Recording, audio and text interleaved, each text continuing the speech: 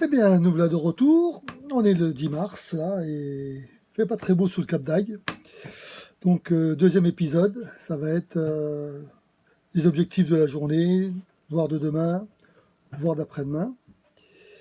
Bon, alors, les vidéos que je fais, c'est sans prétention, hein. Je fais pas de concurrence ni à Pierrot, ni à tous les gens que je regarde sur YouTube. Ils le font beaucoup mieux que moi, hein. C'est pas pour la péter non plus, c'est pour la famille, dire à peu près l'évolution. Et puis après, plus affinité, j'ai vu qu'il y avait 10 personnes qui me suivent. Salut à tout le monde. Donc, il n'y aura pas de musique, il n'y aura pas d'effet vidéo, il n'y aura rien, c'est juste un petit témoignage de quelqu'un qui débute, ou qui va débuter plutôt, sur la mer, ayant seulement une petite expérience sur les lacs. Donc, l'objectif de cette année, ça va être la préparation du bateau. Donc c'est l'hiver, on va profiter. La première fois, on a fait le tour. Vous avez vu un peu ce qu'il y avait à faire. Aujourd'hui, demain, après-demain, on va essayer de faire un thé de rinçage du moteur du bateau. On va essayer également de mettre le gaz pour faire cuire les aliments. Et puis changer un peu les détendeurs et puis le tuyau là, de gaz, en mettre un neuf. Ça va être également de voir pour un frein de baume. Donc je vous montrerai l'option que j'ai choisie. Par rapport à deux, hein. Il y avait le frein de baume et puis le bloqueur de baume. J'ai choisi le frein de baume pour l'instant. Étant donné que ce sont deux opérations apparemment pas très compliquées, on peut toujours en essayer une et puis voir après l'autre. Il y aura également voir pour les prises de riz automatiques, ramener au cockpit. Je vais voir si je trouve la personne qui m'a montré la dernière fois. Voilà, et peut-être voir d'autres bricoles. On verra bien ce qu'on va faire. Alors, la première étape de ce travail, ça va être le bypass, de mettre un bypass pour le refroidissement du moteur, pour le rinçage du moteur à l'eau douce. Alors je vous retrouve pour quelques photos pour vous montrer un peu comment c'est fait. Et on verra après si j'ai réussi à le faire. Et puis si j'ai réussi, ben voilà, vous aurez l'avant et l'après. Alors à tout de suite, le temps de changer la caméra de place. Voilà, donc là on est dans le bas du bateau. Vous avez ici la vanne d'arrivée d'eau, de refroidissement moteur. Alors je me lève et sur cette vanne, voilà, c'est un peu compliqué. Vous voyez donc cette vanne là, à la sortie de la vanne, il va y avoir un T ici avec un tuyau pour mettre dans un seau, et on fermera l'eau de mer et on mettra l'eau d'eau douce. Alors, on tournera le petit bouton là dans le bon sens, voilà. Et puis on rincera le moteur à l'eau douce. J'ai peur qu'il n'ait pas été fait depuis longtemps. Il y a le gaz également, donc voilà, je vais opter pour bouteille gaz. On a déjà la bouteille. Voilà le détendeur. Et voilà le tuyau. Et puis les serflex. S'agissant du frein de baume, voilà, j'ai trouvé ce 8 d'alpiniste. Je ne sais plus si c'est Intersport. C'est là, il n'est pas cher, hein, c'est pas cher, c'est même pas 8 €. Une corde qui va passer comme ça accroché à la baume, par ici. Et puis la corde va coulisser derrière ce bras là. Et elle sera freinée, donc la baume ne pourra pas empaler. Voilà déjà mon premier lapsus. L'empannage, on n'aura pas des empannages intempestifs. Donc voilà les premiers travaux qui vont être faits. Tout le matériel est arrivé, donc il est à bord. Une grosse caisse à outils pour les gros outils, une petite pour l'électricité et le petit outillage et des graisseurs, enfin il y a tout ce qu'il faut pour bien travailler. Ma première connerie, voilà, sauf que tout ça c'est pourri et maintenant ça fuit.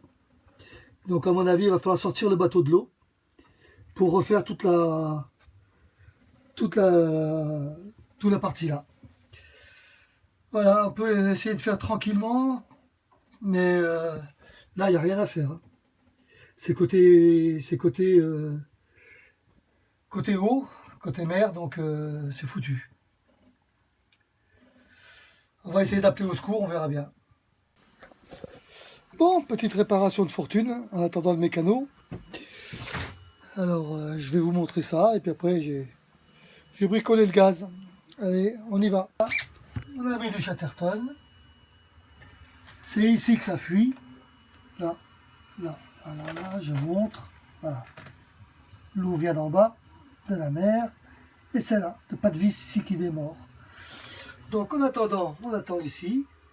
Et le mécano va arriver. Et on va voir s'il faut sortir le bateau ou pas. Voilà, premier travail, première emmerde. Alors, deuxième travail. Voilà, le gaz. Conduit tout neuf. Bon, encore jusqu'en 2025. Et bouteille de gaz. Tout neuf. Voilà. Allez, encore un petit bout de vidéo.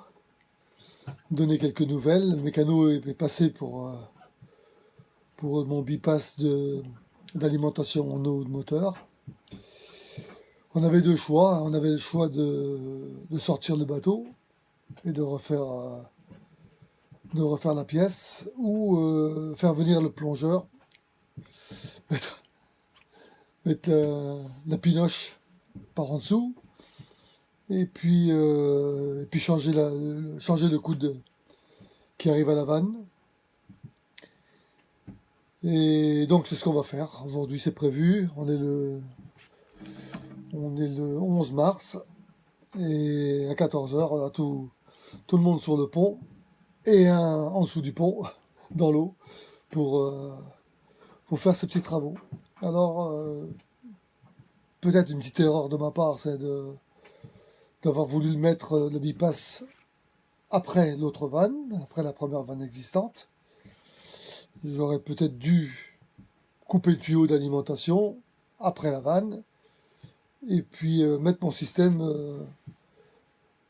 additionnel pour l'eau douce à partir du tuyau.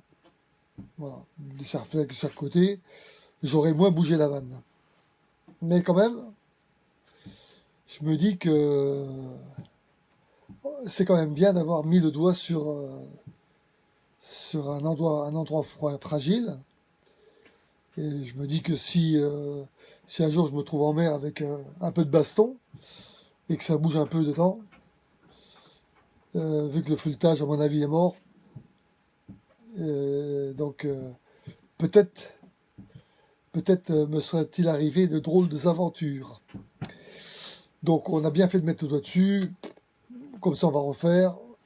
Dans toutes les cas de cause, on va changer quand même le passe-coque, parce qu'il a un peu changé de couleur, un peu rose, un peu d'oxydation. Donc pour être sûr, au mois de mai, quand on va faire le carénage, on changera le passe-coque avec, comme ça on repart sur des bons pieds.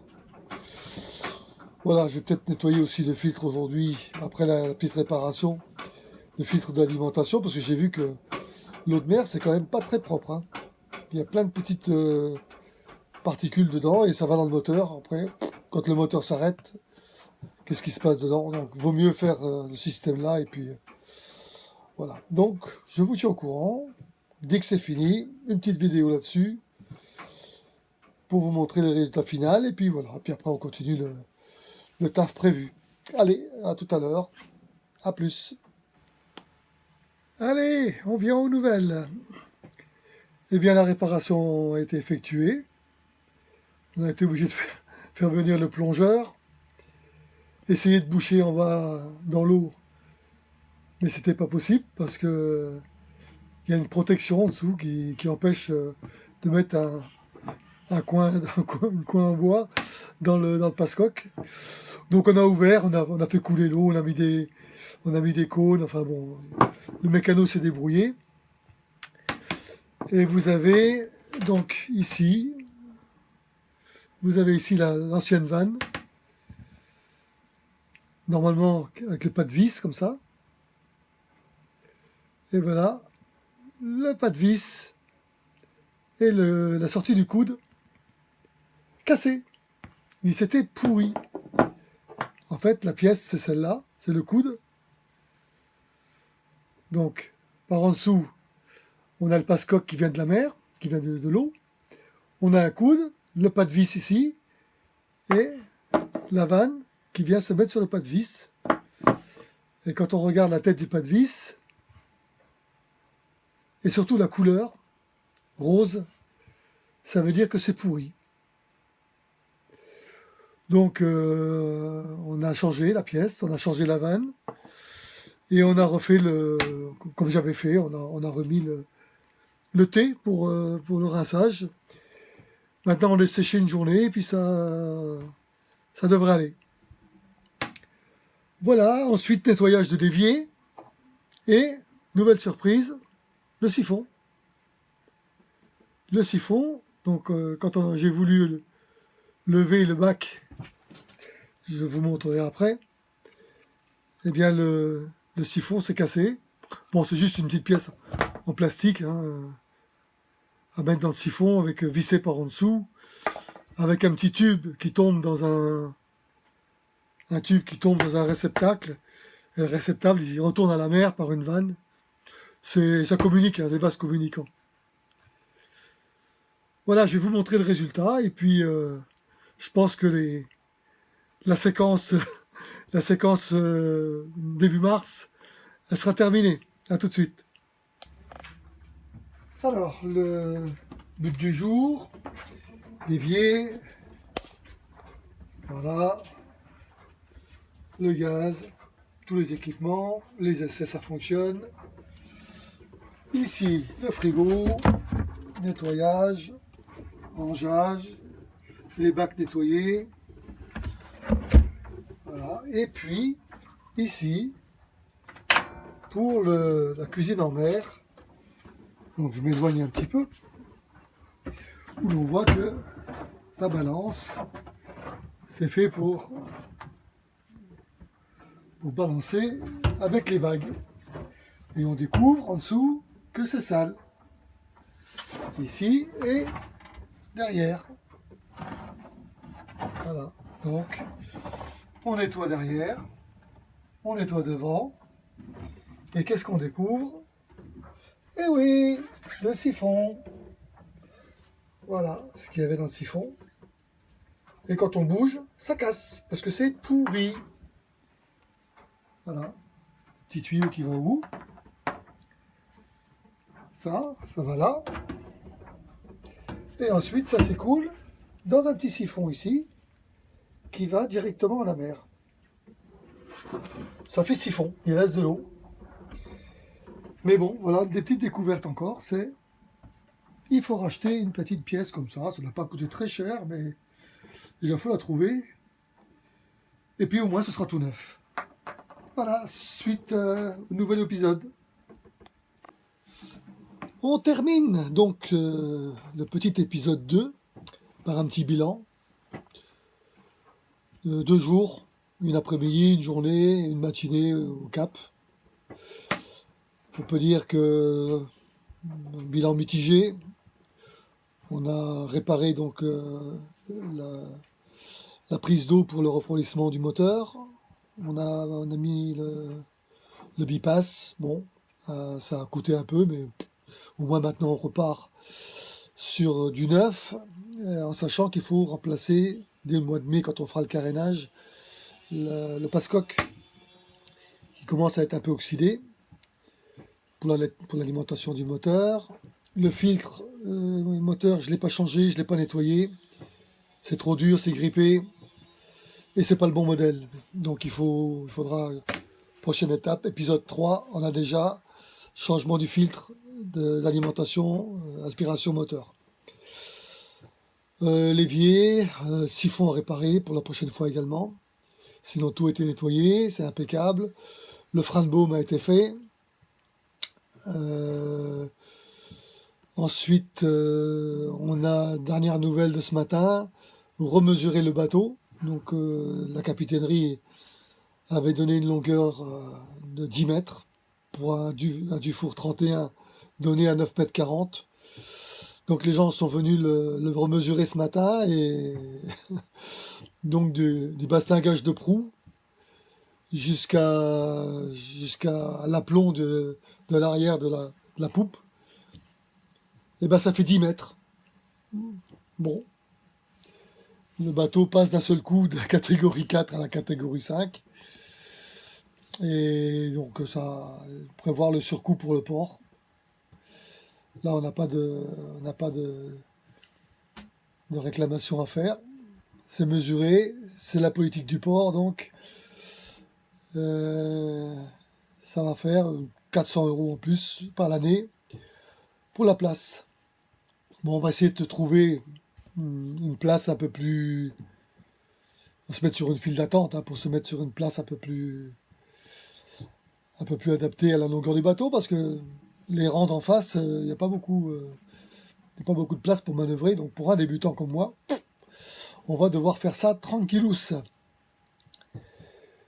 Voilà, j'ai récupéré des voiles, donc qui étaient en révision chez le voileux. De récupérer le spi et une deuxième grand voile qui doit être un peu moins en bon état que celle qu'il y a sur place, mais qui fera au cas où c'est nécessaire un dépannage. Donc voilà, de bilan mitigé de ces 2 jours, mais instructif, donc toujours avec un bateau de 76 où il y a eu énormément de travaux qui ont été faits, électrique, moteur, batterie, etc. Toujours aller mettre son nez partout. Je vais refaire la prochaine fois le tour complet des passe-coques, des manœuvres de vanne, etc. De tout ce qui peut créer une grosse avarie lorsqu'on fera nos premières virées en mer. Donc pour l'instant, continuons à déceler toutes les petites avaries que l'on pouvait trouver qui pourraient s'avérer être quelque chose de grave en mer. Voilà, épisode 2 terminé, rendez-vous à l'épisode 3. Merci de nous avoir suivis, à la prochaine. Ciao.